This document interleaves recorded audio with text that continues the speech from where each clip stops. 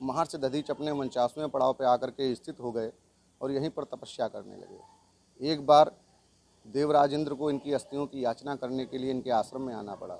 इनकी अस्थियों में एक ऐसी शक्ति विद्यमान थी जिनके द्वारा राक्षसों का विनाश हो सकता था। इंद्र आकर के इनके आश्रम में पधार कर कहते हैं कि हे भगवान, एक वृत्तासुर नाम का दैत्य हम सबका उत्पीड़न कर रहा है और हम सभी देवताओं को परेशान कर रहा है। इसकी मृत्यु का रहस्य केवल आपकी अस्थियों में विराजमान है, सो कृपा करके अपनी अस्थिदान मुझे प्रदान करें। इतना सुनकर के महर्षि दधीच ने कहा कि मेरा अहोभाग्य है कि नश्वर अस्थियों की याचना देवराज इंद्र कर रहे हैं। मैं अवश्य अस्थिदान करूंगा, जन कल्याण, विश्व कल्याण, देव कल्याण हेतु। पर मैंने समस्त तीर्थों का स्नान करने का संकल्प लिया है।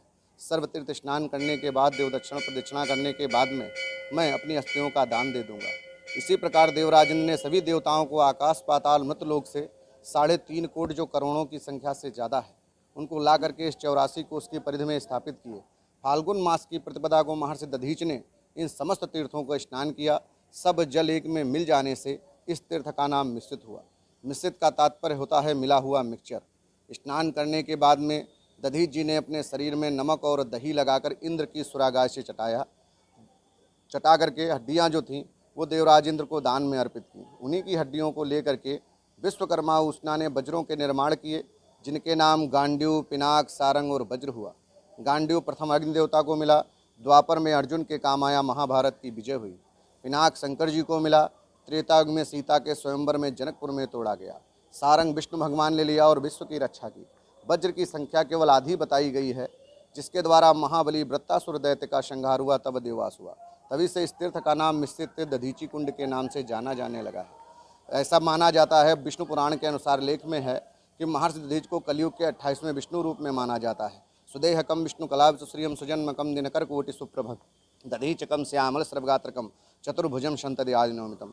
कलयुग का जो कार्यभार है 28वें विष्णु रूप में महर्षि दधीच के द्वारा यहाँ पर देखा जा रहा है। इनका जन्म भाद्र मास की शुक्ल पक्षी अष्टमी को अर्धरात्रि से कुछ पूर्व ही हुआ। अभी 14 तारीख को जो आ रही है उसमें महर्षि दधीच का जन्मोत्सव मनाया जाएगा।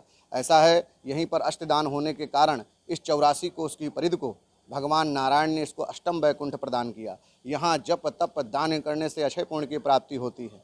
यहाँ जो प्राणी किसी प्रकार की मनोकामना हेतु इस आरण्य में पधारते हैं और 84 कोसीय प्रदक्षिणा देकर दधीची कुंड में स्नान कर दधीच बाबा के दर्शन करते हैं, दधीचेश्वर नाथ के दर्शन करते हैं।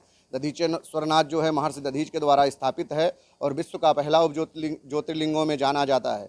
इनका शिव पुराण में वर्णन है, विद्या बुद्धि प्रदम देवम महामृत्युंजय शिवम दधीचेश्वर नाथ बंदे भक्ति भावार्थ सिद्ध है।